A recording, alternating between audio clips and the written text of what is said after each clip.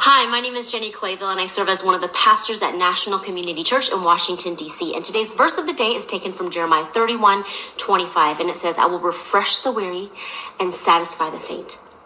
Studies have shown that 1 out of 3 adults suffer from sleep deprivation. And I feel like that number may be just a bit low from my own observations of those around me. And if you just stack on a couple of pandemic years, racial unrest, political dissent, and overall disconnect with others, we find ourselves standing on the edge of hopelessness.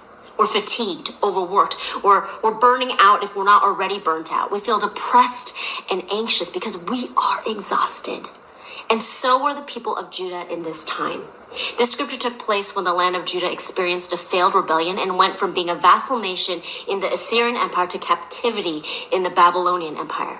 They continued to rebel, which ended with the destruction of Jerusalem, pushing what was left of Judah into exile. However, Jeremiah chose to stay in the ruins of Jerusalem so that he could help those who wanted to rebuild their lives.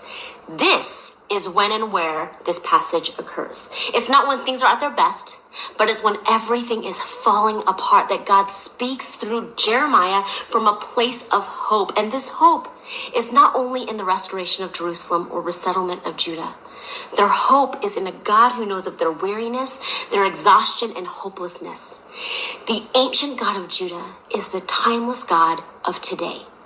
God's promises are the only promises that have stood the test of time because God exists outside of time. Friends, don't let what seems hopeless today define your tomorrow.